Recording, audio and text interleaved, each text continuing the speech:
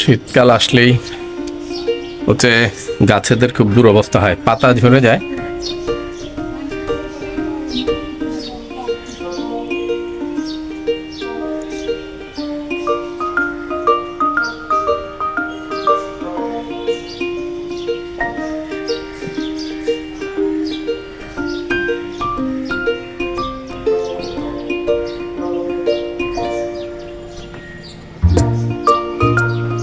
বারান্দার টবগুলোতে আচ্ছা মাদুগুলোতে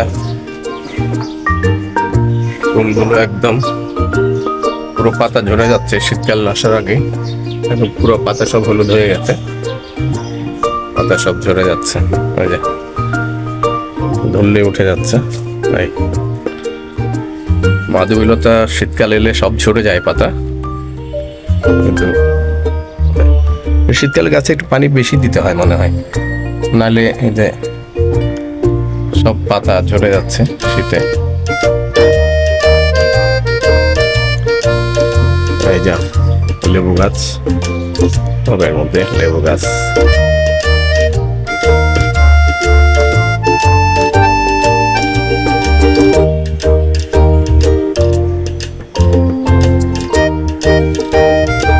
এই গাছটা তো একদম পুরো শুকিয়ে গেছে, একদম শুকাচ্ছে।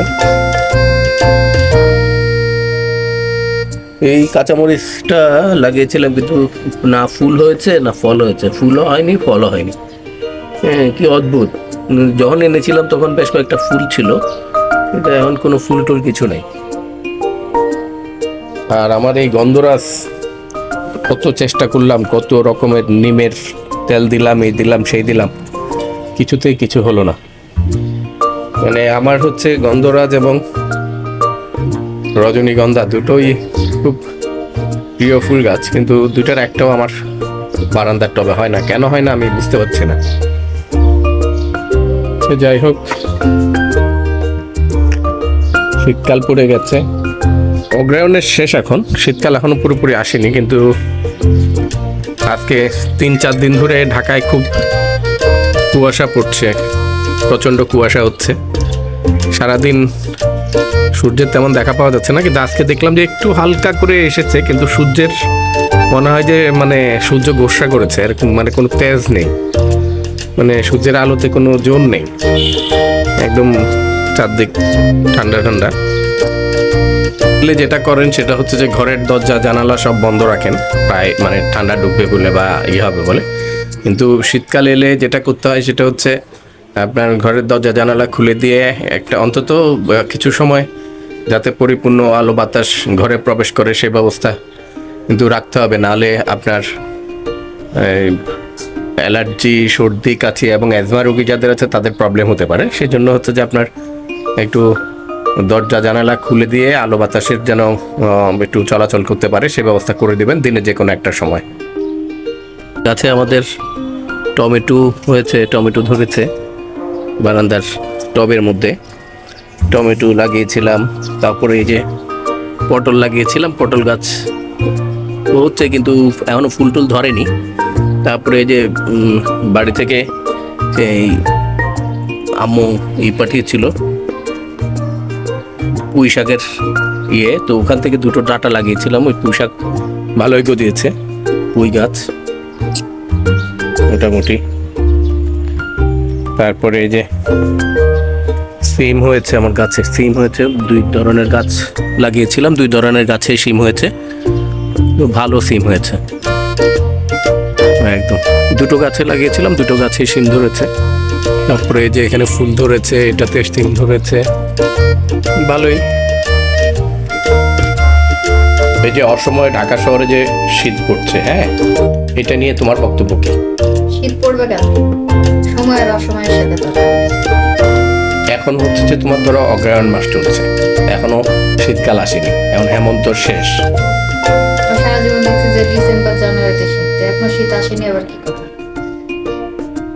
এই শীতে তোমার বক্তব্য কি? আমার কোনো বক্তব্য নাই। আমার হার্টের সমস্যা বাড়ি যায়, আমার পায়ের সমস্যা বাড়ি যায়, আমার অ্যাজমার সমস্যা বাড়ি যায়, আমার কি বক্তব্য থাকবে? তাহলে তোমার কথা অনুযায়ী কি শীতকাল আসাই উচিত না? না। হ্যাঁ, না। তোমার শীত নিয়ে এত ক্ষোভ কেন? আমি যদি সুস্থই না থাকি তো আমার শীতকাল দিয়ে বা কি আর গরমকাল দিয়ে বা কি? তো শীতকালে তো শীত পড়বেই, এটাই তো স্বাভাবিক না? দুপুরের স্পেশাল রান্না হচ্ছে মাছের ভর্তা, কাঁচামরিচ, মাছ, তারপরে পেঁয়াজ দিয়ে স্পেশাল ভর্তা, তারপরে হচ্ছে মাছ, সিম এবং নতুন আলুর তরকারি। এই হচ্ছে দুপুরের খাওয়ার আয়োজন, আমাদের আজকে দুপুরের স্পেশাল রান্না। তুমি কি জানো আজকে ভর্তা বোম্বে মরিচ দিয়ে বানানো হয়েছে? আমার মুখের সাথে তো কেউ বানাবে না, যার যার মুখের সাথে শেষে বানাবে, শেষে খাবে। মানে আমার হচ্ছে তোমার ধরো মাছ আছে, বোম্বে মরিচ, সাথে আবার কাঁচা মরিচও আছে, বুঝছো? এখন তোমার বক্তব্য কি বলো? আমার কোনো বক্তব্য, জানে ব্যাটার বইও জানে যে আমি ঝাল খেতে পারিনি, ব্যাটার বইয়ের শ্বশুরও জানে যে আমি ঝাল খেতে পারিনি, তাও এরা ঝাল দিয়েই সব করে ছুঁয়ে দিবে। মানে একটা ঝাল একটু খাবা, একটু শীত পড়ছে, খেলে যাতে শরীরটা গরম হয়, ওই ওই ওই সেন্সে বানানো হয়েছে আর কি। এত আমার সেন্সেরও দরকার নাই, আমার কোনো দরকার নেই, অন্য তরকারি দেখা। আচ্ছা, যে অন্য তরকারি যেটা হয়েছে তোমার ধরো মাছ, শিম এবং নতুন আলু, নতুন সিম নতুন আলু, সেটা ব্যাপারে তোমার কি বক্তব্য?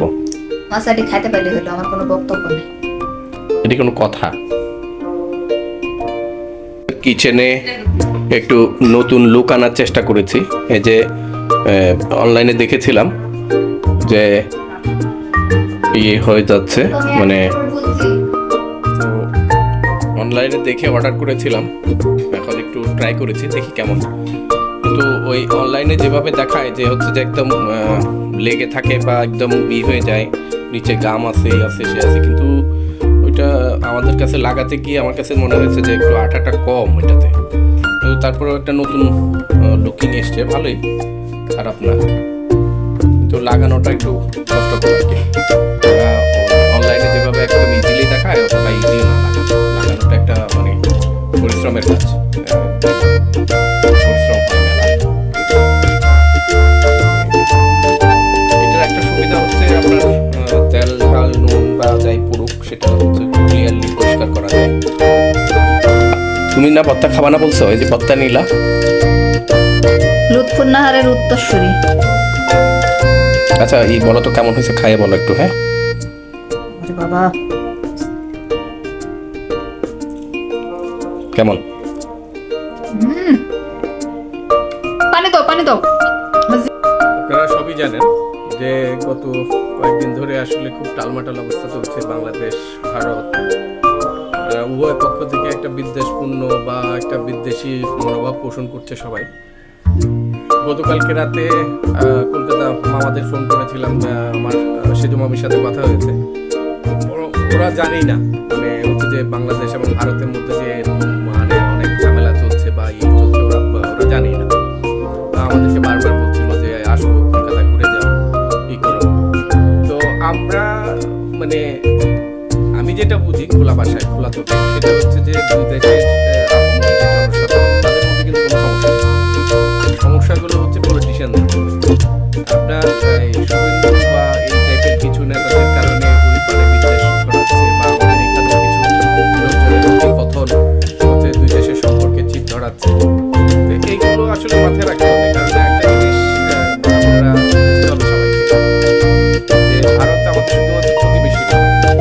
একটা সময় আমাদের আত্মীয় স্বজন অনেকেই হচ্ছে যে ভারতে তাদের বসবাস।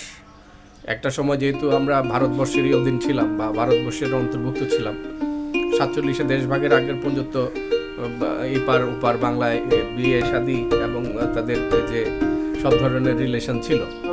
তো আমাদের অনেকেরই আত্মীয় স্বজন ওপারে আছেন, আবার ওপারের মানুষের অনেক আত্মীয় স্বজন এপারে আছেন। এটা শুধুমাত্র দুইটা দেশের রিলেশন না, আমাদের আত্মীয়তার বন্ধন, নিজেদের রিলেশন, সব কিছু মিলেই একটা দেশের সাথে আরেকটা দেশের যে ধরনের সম্পর্ক রাখা উচিত বা থাকা উচিত, আমার মতো সেই জিনিসটা থাকা উচিত। আপনার ধরেন ভারতকে ছাড়াও বাংলাদেশ চলতে পারবেন না, বাংলাদেশকে ছাড়াও ভারত চলা অসম্ভব।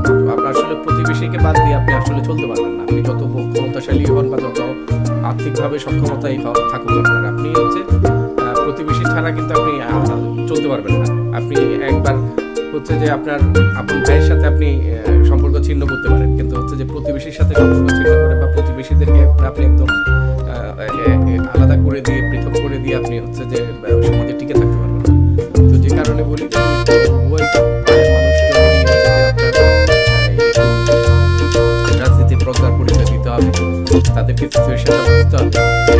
শুধুমাত্র এই সম্পর্কটা দেশের বাইরের সম্পর্ক না, এখানে অনেক মানুষের আত্মীয়তার সম্পর্ক, সত্যতার বন্ধন, সবকিছু মিলেই হচ্ছে যে আপনার একটা দেশের সাথে অন্য দেশের সম্পর্ক। এগুলো বন্ধ হোক। আর ভারতীয় মিডিয়া যেভাবে ঢালাওভাবে প্রচার করছে বাংলাদেশে সাম্প্রদায়িক হামলা হচ্ছে, নির্যাতন হচ্ছে, তারপরে আপনার হিন্দুরা বাড়ি থেকে বেরোতে হচ্ছে না, শাঁখা সিঁদুর করতে হচ্ছে না, ব্যাপারগুলো আসলে এতটা আগ বাড়িয়ে বা হচ্ছে যে বাড়িয়ে চাড়িয়ে কেন বলছে আমি জানি না। বাংলাদেশে কিছু ঘটনা যে ঘটেনি তা না, ঘটেছে। সেটা কখন ঘটেছে? সেটা হচ্ছে যে 5 থেকে 8 তারিখের মধ্যে ঘটেছে। 5 থেকে 8 তারিখ আপনার বাংলাদেশে আপনারা জানেন যে শেখ হাসিনা পালিয়ে যাওয়ার পরে দেশে কোনো প্রশাসন ছিল না, আইন শৃঙ্খলা রক্ষাকারী বাহিনী ছিল না, কোনো ধরনের কোনো কাঠামোই বিদ্যমান ছিল না। সেই সুযোগে কিছু দুষ্কৃতিকারী যারা হচ্ছে সবসময় আপনার ধরেন দেশের এই ক্রান্তিকালে সুযোগ সুবিধা নিতে চায়, তাদের মধ্যে কিছু সংখ্যক লোক কিছু কিছু ঘটনা করেছে। আবার যেটা হয়েছে সেটা হচ্ছে যে আপনার এই কি বলে অনেক সংখ্যালঘু সম্প্রদায়ের লোক আওয়ামী লীগ করে। এবং বিগত 15 বছরে আওয়ামী লীগের যে দুঃশাসন, লুটপাট এবং হচ্ছে যে সন্ত্রাস, তার সাথে প্রত্যক্ষ এবং পরোক্ষভাবে জড়িত ছিল। শুধুমাত্র সেই সমস্ত হিন্দুদের হামলা হচ্ছে বা বাড়িঘর হামলা হচ্ছে, তার উপরে হামলা হয়েছে। সেটাকে আপনার সংখ্যালঘু নির্যাতন হিসেবে দেখানো কি? মাঝে মাঝে কিছু কিছু ঘটনা ঘটছে, কিছু কিছু বিচ্ছিন্নভাবে কিছু কিছু গ্রামে আপনার সাম্প্রদায়িক সম্প্রীতি নষ্ট হচ্ছে, সেটা অস্বীকার করার কোনো উপায় নেই। কিন্তু ভারতেও তো হয়। ভারতেও যে সংখ্যালঘু সম্প্রদায় যে একদম মানে ফুলের শয্যার মধ্যে শুয়ে আছে তা কিন্তু না, সেখানেও তো সাম্প্রদায়িক সম্প্রীতি নষ্ট হওয়ার মতন অনেক ঘটনা ঘটছে। রিসেন্টলি আপনার আজমির শরীফ নিয়ে একটা বিতর্ক তৈরি হয়েছে। আমরা অতীতেও দেখেছি বিভিন্ন মসজিদ আপনার হামলা হয়েছে, ওখানে মসজিদ বন্ধ করে দেওয়া হয়েছে, আজান দেওয়া নিষিদ্ধ হয়েছে। তো আপনার ধরেন এগুলো ঘটনা করে কার কি লাভ হবে আমি জানি না, তবে হচ্ছে যে আপনার কিছু উগ্রবাদী লোকজনের খুব লাভ হচ্ছে, উগ্রতা ছড়াচ্ছে ওরা সমাজে, দেশে। তো আমরা আশা করব অবিলম্বে এই উগ্রতা বন্ধ হোক এবং এই মিথ্যাচার বন্ধ হোক, আপনার প্রকৃত ঘটনা এবং প্রকৃত সত্য তুলে ধরা হোক। ধরে সেগুলো যদি সাম্প্রদায়িক সম্প্রীতি নষ্টের কোনো ঘটনা যদি ঘটে থাকে বা কোনো এরকম কোনো কিছু যদি বাংলাদেশে হয়ে থাকে, সেটার আইনানুগ বিচার হবে। বাংলাদেশ তো আর মগের মুলুক নয়, বাংলাদেশেও হচ্ছে যে আইন বিদ্যমান আছে, তো ওই আইনেই তাদের বিচার করা সম্ভব। সুতরাং আপনাদের সবার প্রতি অনুরোধ থাকবে, এই দেশের মানুষের প্রতি এবং ভারতের মানুষের প্রতি আমার অনুরোধ থাকবে, আপনারা কারো উগ্রতায় কান দেবেন না। আপনারা যে মৌলবাদীদের ফাঁদে পা দেবেন না, মৌলবাদীদের ফাঁদে পা দিয়ে নিজেদের ভ্রাতৃত্ব এবং সম্প্রীতি নষ্ট করবেন না।